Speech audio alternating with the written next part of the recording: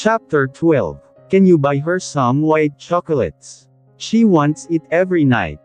I just woke up from my nap. Nasa balcony ng kwarto si Daniel nagtatrabaho. Bumangon ako saka nagtungo doon. Nakapande-4 siya ng upo habang may kausap sa cellphone na nasa harapan ng laptop. Nagpaalam na siya sa kabilang linya, ibinaba ang telepono nang makita akong papalapit, tumayo siya saka sinalubong ako, I smiled him. How's your nap? He asked as he kissed the top of my head. Ayos lang. I looked upon him, nakatingin din siya sa akin. Sinong kausap mo kanina? My father. Nasa planta. No, he's in Manila right now. Tumango ako. Ganoon ba? Sandali akong natahimik bago muling nakapagsalita. May chocolates pa. He chuckled, amused. Napag-usapan namin ang tungkol sa pag-aaral ko. Gusto ko pa rin iyong ipagpatuloy habang hindi pa masyadong mahirap ang pagbubuntis ko. He's worried about my plan, but he agreed since it's my dream to finish a college degree. Donya agreed but I'm going to study online. Kahit hindi aktwal ang pagpasok sa klase, pumayag na rin ako. Sa Lunes na iyon magsisimula. Tinignan ko ang kalendaryo saka bahagya pang nagulat, nang makitang malapit na ang kaarawan ko. Sa Sabado na iyon, hindi ko man lang napapansin sa dami ng nangyari. Wala akong plano para doon, at saka wala rin namang alam si Daniel tungkol sa kaarawan ko. Pero iyon lang ang akala ko, gulat ako nang binuksan niya ang tungkol sa bagay na iyon, nang makaakyat na kami sa kwarto matapos ang hapunan. Paano mo nalaman? Gulat pa rin ako. He raised a brow, like it's only normal for him to know. Wala akong maalala na sinabi ko sa kanya ang tungkol doon. Saan mo nalaman? Tumalikod siya saka pumasok sa walk-in closet para kumuha ng bagong tuwalya and roba. I read your documents. Kumunot ang noo ko. Saan? Kailan? From your previous school? I'm the one who passed your requirements for your entrance exam, he stated. Lumabas siya sa walk-in closet saka inalalayan akong makapasok sa banyo, bitbit ang isang robe and tuwalya. Hindi mo naman kailangang alalayan pa ako. It's for your safety. Nag-iingat naman ako. Pinuksan niya ang shower saka siniguradong maligamgam na ang tubig.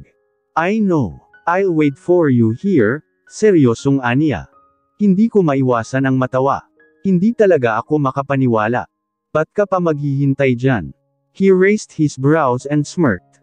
Why? You want me to join you? He said teasingly. Uminit ang pisngi ko saka agad pumasok sa shower. Hininaan ko ang tubig dahil may suot pa akong damit. We need to save money since we're 3 now. We need to conserve water to meet our budget. Natawa ako sa sinabi niya. He chuckled too as he went inside the shower with his clothes on. Kinabukasan, kakagising ko pa lang nang mabilis akong naglakad sa banyo para sa muka. Araw-araw nangyayari sa akin iyon. Sa tuwing nagsusuka na, hindi ko maiwasan ang pagtulo ng luha dahil sa walang tigil na pagduwal. Mas naging sensitibo na rin ang pangamoy ko. Kahit ang iila na pabango na binili ni Daniel, para sa akin ay nagiging sanhi na rin ng pagduduwal ko. Ilang segundo pa lang ng pagsuka ko, naramdaman ko na ang mainit na palad niya sa likuran ko. Maingat niyang sinikup ang buhok ko sa katinali, inihahanda niya iyon tuwing gabi sa bedside table para magagamit niya sa akin tuwing umaga. Napaupo ako sa sahig sa panghihina matapos ang mahabang minutos na pagduduwal. Agad niya akong inalalayan saka pinaupo sa nakasara na toilet. Are you okay? Hindi ako nakasagot. Lumuhad siya sa harapan ko, inabot ang isang baso ng tubig. Tinanggap ko ang baso sa kamaliit na inuman. Hindi niya na ako pinilit na ubusin iyon. Malalaki ang hakbang niya na lumabas ng banyo saka bumalik na may dalang wet wipes. He kneels in front of me again to wipe my face. He's serious as he gently wipes my mouth and face with wet wipes. It became his routine every morning. I'm sorry you had to go through this, he whispered softly. Hindi ako nagsalita saka tinitigan siya.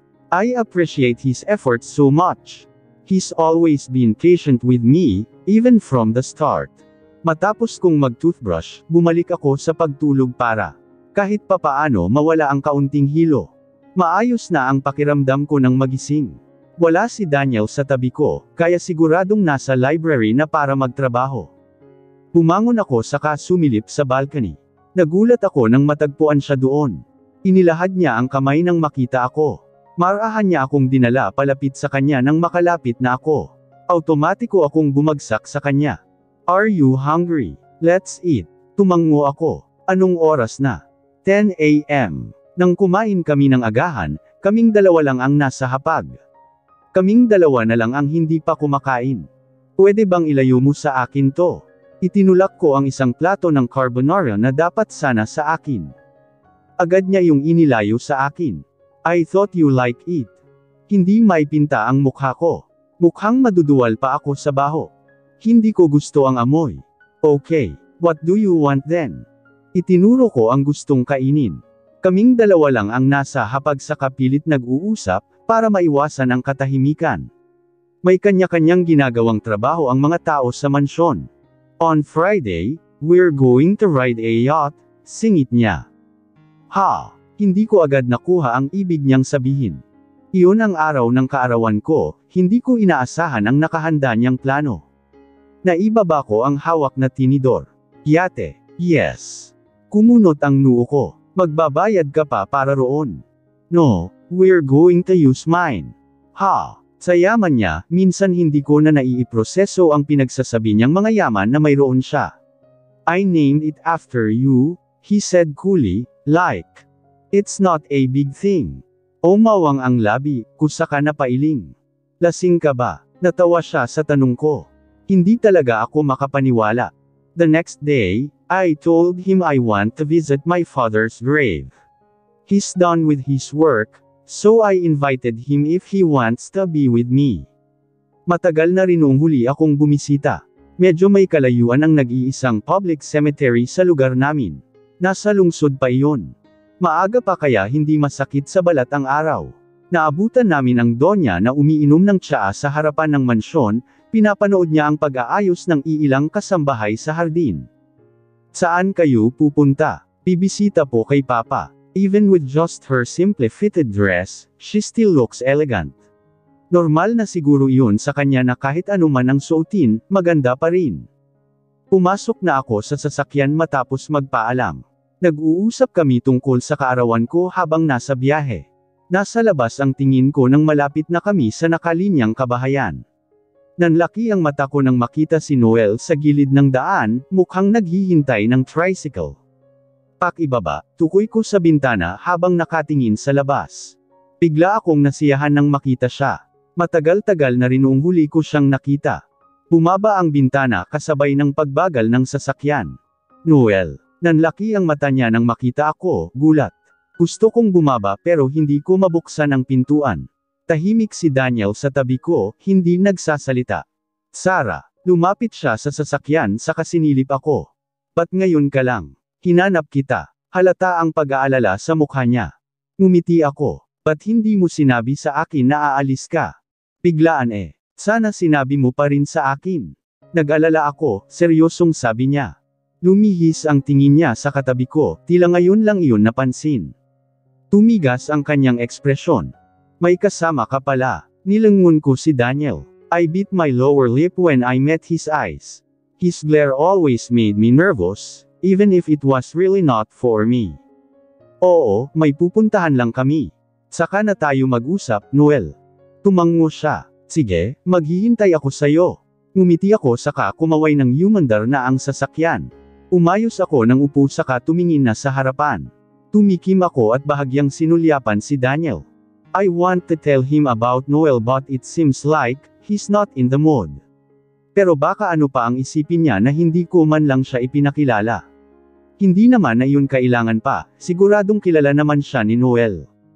Muli akong tumikim. Kahit na wala siyang pakialam, siguro dapat ko pa rin siyang ipakilala rito. It seems like I'm not the only one who searched for you. Naunahan niya ako. Nilangon ko siya hindi agad nakapagsalita nang makita, ang paghigpit ng hawak niya sa manibela. He looks mad. Hindi kita na ipakilala. Kaibigan ko si Noel. It looks like it's more than that. Hindi kami dumating doon. Kaibigan lang talaga, pangangatwiran ko. Hindi siya nagsalita sa nananatiling seryosong nakatingin sa harapan. Galit ka? I asked the obvious. His lips rose sarcastically. Why would I? Galit ka sa akin. Mahinang sabi ko sa kasinilip ang mukha niya. His jaw clenched as he tried to hide his face from me. He's really mad.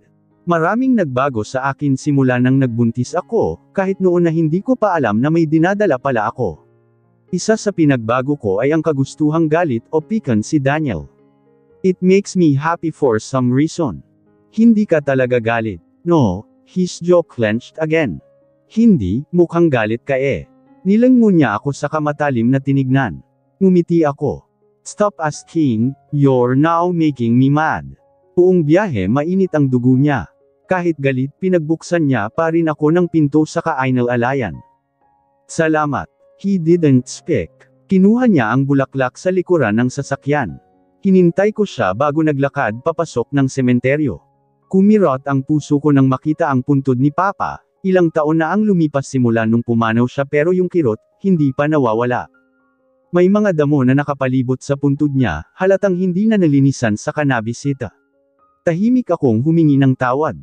Yumuko ako sa kawalang pagdadalawang isip na kinuha ang mga damo. No, let me. Inabot ni Daniel ang bulaklak sa kasya na mismo, ang yumuko para tanggalin ang mga damo. Hindi na ako umapila saka pinanood na lang siya. Hindi ko maiwasan ang mapangiti nang maalala noong nasa tabi ko pa siya. Papa, gusto ko nang lumaki. Tumalon ako sa bisig niya saka agad niya akong nasalo, malakas akong tumawa nang iyangat niya ako sa ere. Paano kung ayaw ko, ha? Ibinaba niya ako saka sinimulang kilitiin. Ilang minuto akong nagpumiglas bago siya tumigil. Pili na lang tayo ng time machine. Malakas na sabi ko sa ideya. Wala namang ganoon, anak, marahang sabi niya habang inaayos. Ang nagulong buhok ko dahil sa pagkilati niya kanina. Di gagawa ako. Tumawa si Papa. Aanhin mo ba?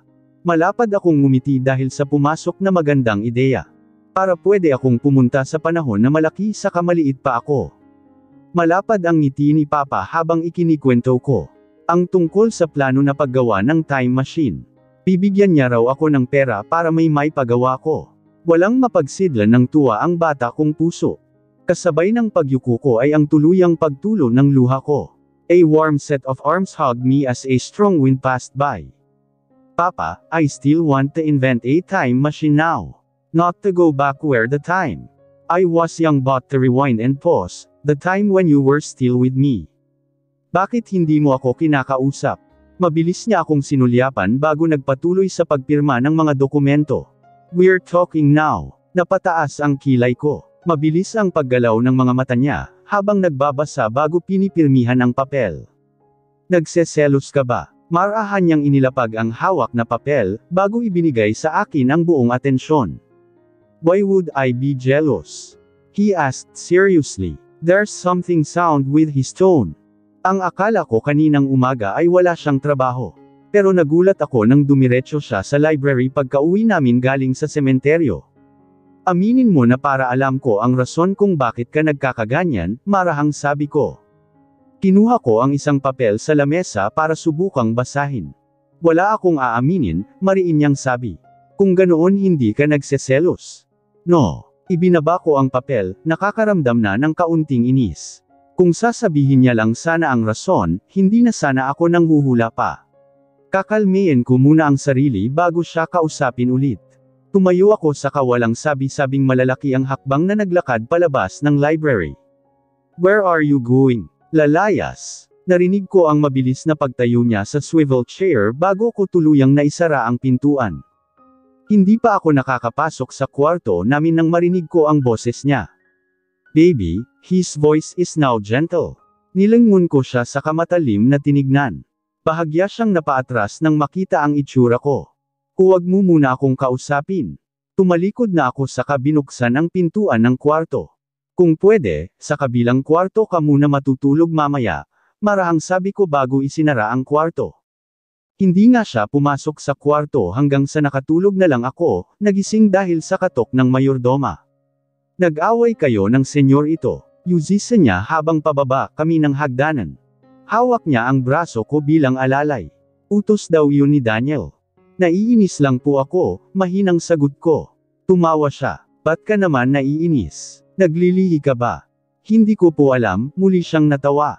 Hindi mapalagay ang senyor ito dahil ayaw mo raw papasukin sa kwarto ninyo, hindi makapaniwalang bulong niya. Nang makababa kami ng hagdan, agad kong nakita si Daniel sa sala na nakaupo. Tumayo siya nang makita ako. Mukhang kakaligaw niya lang, halata sa basa niyang buhok sa kabagong damit. Naglakad siya papalapit sa amin, binitawan na ako ng mayordoma. Mag-usap kayo, iha. Tumango lang ako sa kadiretso siyang tinignan. Seryoso ang kanyang mukha saka maingat ang bawat paggalaw. Akmang yakapin niya ako nang pigilan ko siya. Mabilis akong lumayo dahil sa amoy niya. He looks confused. Maligo ka ulit. Why? Kunot noong tanong niya. Hindi ko gusto ang amoy mo. He sighed. He looks frustrated about something. Alright, wait for me. Mabilis siyang naglakad papaakyat ng hagdan, sinundan ko siya ng tingin bago pumasok sa kusina. Pinanood ko ang paghahanda ng mayordoma sa kaiilang kasambahay para sa hapunan. Kalaunan, tumulong rin ako sa paghahanda. Naglalapag ako ng plato nang maramdaman ko ang yakap galing sa likuran. Sa lapad sa kainit ng katawan niya, agad ko siyang nakilala. Nilingon ko siya sininghat ang leeg niya, hindi niya ako pinigilan. Mukhang hindi na siya naglagay pa ng pabango, pero ang natural niyang bango na gustong gusto ko ay nandoon pa rin. How's that? Ayos na, maliit akong ngumiti. Nagulat ako nang bigla niya akong yakapin. He buried his face on my neck, as he whispered that made my heart skip a beat. I miss you. Dumating ang araw ng kaarawan ko. Wearing a puff-sleeve dress with a slit, I walked towards the shore with his hands holding mine. Malayo pa lang pero tanaw ko na ang puti sa kamalaki na yate. Uminit ang pisngi ko nang makita ang nakalagay na pangalan. Sa likuran na bahagi ng yate na nakaharap dito. Tahimik kong sinisi si Daniel kung bakit niya naisipan ilagay ang pangalan ko. Nasa medyo may kalayuan ang yate kaya sasakay pa kami sa maliit na bangka para makarating doon. Will you be okay? Kanina pa siya nagtatanong sa pag-aalala na baka mahilo ako. Oo. Ito ang unang beses na makakasakay ako sa isang yate kaya, ang mga posibleng rason na makakapigil sa pagsakay ko ay iniiwasan ko. Are you sure? Nananatili ang tingin ko sa yate. Kahit ilang beses kong titigan, hindi ko pa rin maiwasan ang mamangha. Oo nga, I heard him chuckled, amused. Nasa bangka na si Natalie, naghihintay sa amin. Hindi makakasama ang Don dahil masyadong abala, inaasahan ko na iyon lalo na't hindi pumupunta ng Maynila si Daniel kahit anong pilit ko. Ang Donya naman ay nahihilo kapag sumasakay sa yate kaya tinanggihan muna. Tayo lang ba? No, Lucian is in the yacht with Samuel. Napalingon ako sa kanya. Bago lang sa pandinig ko ang Lucian na pangalan. Siguro ay kaibigan niya rin. He's a friend, sagot niya sa tanong ko sa isipan. Napatingin muli ako sa yate. Mukhang wala namang tao roon. Naglakad kami hanggang sa ibabaw na bahagi ng dagat para makasakay sa bangka. Hawak ni Daniel ang dulo ng puting bestide ko, iniiwasan ang posibleng pagkabasa. I can carry you, he offered again. May paa ako, dalawa, sabi ko habang nakatingin sa tinatapakan na malinaw na tubig. He chuckled. You're getting more strict, ha? I like that. Hinampas ko siya gamit ang kamay na nakahawak sa braso niya. Akmang tutulungan ako ng bangkiro nang bigla akong hinawakan ni Daniel, sabaywang sa kawalang hirap na inangat. Sa gulat ko ay muntik pa akong mahulog, mabuti na lang ay agad niya akong nasuportahan. Mabilis siyang nakasakay ng bangka nang walang tulong. Bakit mo ba ako binibigla? Gulat pa rin na sabi ko. That's a surprise, he said as he smirked. Narinig ko ang mahinang tawa ni Natalie. He holds my back gently as he motioned me to sit beside Natalie. Wearing a backless chiffon long dress, she looks innocently beautiful beside me. I can't help but admire her beauty silently. The bloodline of Andres was superior. Her features was obviously from the Donya. Ilang beses ko na itong naiisip na ganito rin ang itsura ng Donya noong kabataan pa. Ang tanging naiiba lang siguro ay ang ugali. Mahiyain si Natalie habang ang Donya naman ay hindi. Naunang umakyat si Daniel sa yate. Inalalayan niya ang kapatid bago ako tinulungan. Nang makasakay, nilingon ko ang bangkiro saka nagpasalamat. Kausap ni Daniel ang bangkiro habang tinatanaw ko ang dalampasigan.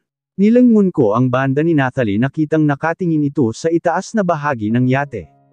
Tumangala ako sa kaagad nakita si Samuel kasama, ang tatlong iba pa na hindi ko kilala. Ang ngisi sa mukha ni Samuel ay nabura nang makita si Natalie. Ang tatlong kasamahan naman ay nag-uusap habang nakangisi. Marahan kong dinala ang braso ni Daniel. Narinig ko siyang nagpaalam sa kausap bago ibinigay sa akin ang atensyon. "What, baby?" Tumangala siya sa tinitignan ko. "What the heck are all you doing here?" His tone became harsh. "Happy birthday," sabi ng isang lalaki, hindi pinansin ang sinabi ni Daniel. Tumalikod sila para makababa na sa itaas na deck. Habang hinihintay, nilangon ko si Daniel. His strict expression changed as he met my gaze. "I don't know why they're here." Ngumiti ako sa kanilangon ng mga kaibigan niya na kakababa lang. "Hi, happy birthday," sabi ng isang lalaki sa akin. Sumunod din ang bati ng tatlo. Uminit ang pisngi ko. Hindi ko alam kung saan sila nakakuha ng ideya na kaarawan ko. Ngumiti ako. "Thank you." Daniel blew a loud breath beside me. Mukhang hindi nagustuhan ng ideya na nandito ang mga kaibigan niya. "Ipakilala mo naman kami," sabi ng isa na may hawak na baso ng alak. "Shut up." Tumawa siya saka naglahad ng kamay sa akin. "Ryan." Akmang tatanggapin ko yun nang hinawi yun ni Daniel. Siniko ko siya. "No shaking of hands," mariin niyang sabi. "You're scary." Ganyan pala kapag daddy na. Tumawa ang katabi niya bago nagpakilala. "I am Troy Sandehas, by the way," aniya sa katinuro ang dalawa na kasama. "Then Lucian and Samuel," dugtong niya. Tumango ako sa katahimik na kinilala ang apat. Lucian and Samuel were both wearing long-sleeve polo. Ang pinagkaiba lang ay ang kulay. Troy is in a black V-neck shirt while Ryan is wearing a beige muscle shirt. "Why are you all here?"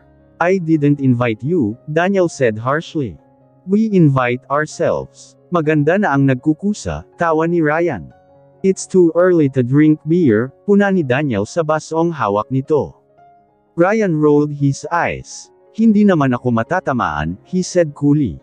Naglakad ang tatlo patungo sa harapan ng yate habang si Lucian naman ay umakyat sa itaas. Ilang sandali lang, naramdaman ko na ang pag-andar ng yate. Nilapitan ko si Natalie sa kahinawakan ng kamay niya.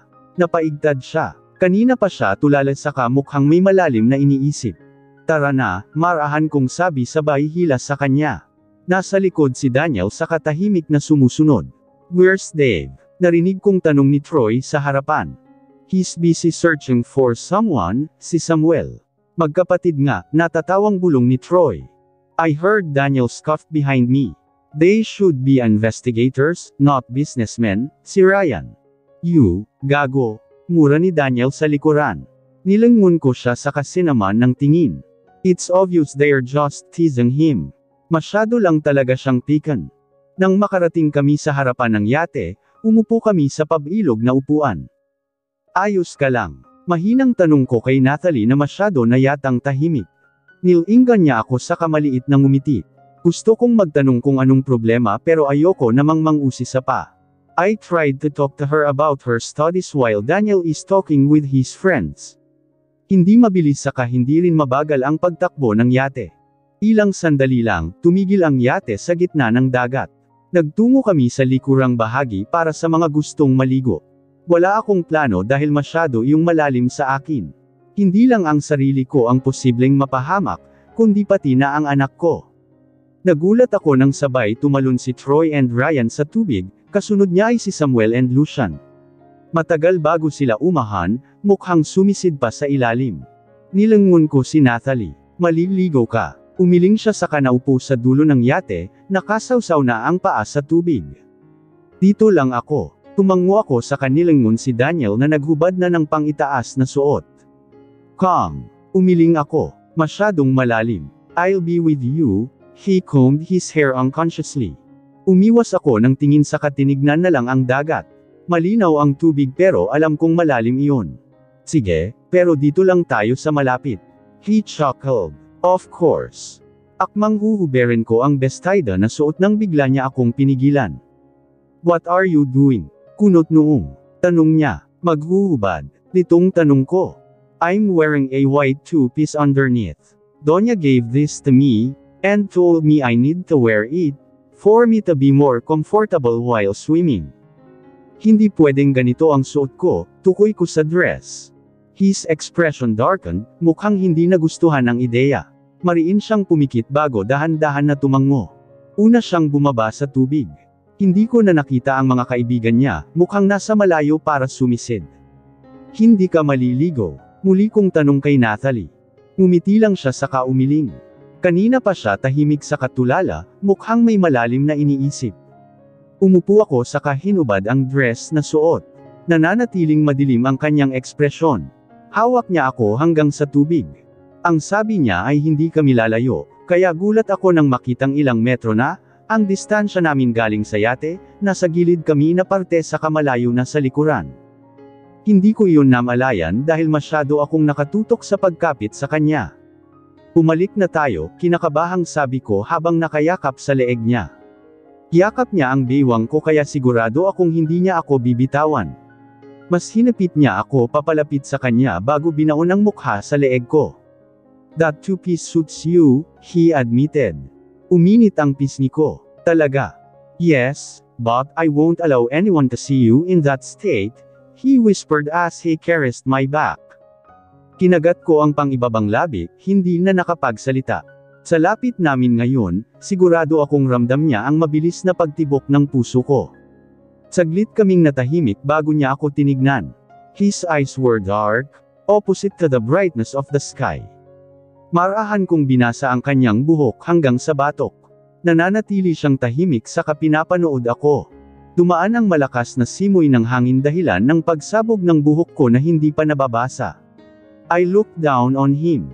The admiration in his eyes is too evident. He planted a soft kiss on my lips. I bit the insides of my cheeks to hold a smile. I should just bring a girl with me. Automatiko akong napatingin sa yate dahil sa narinig.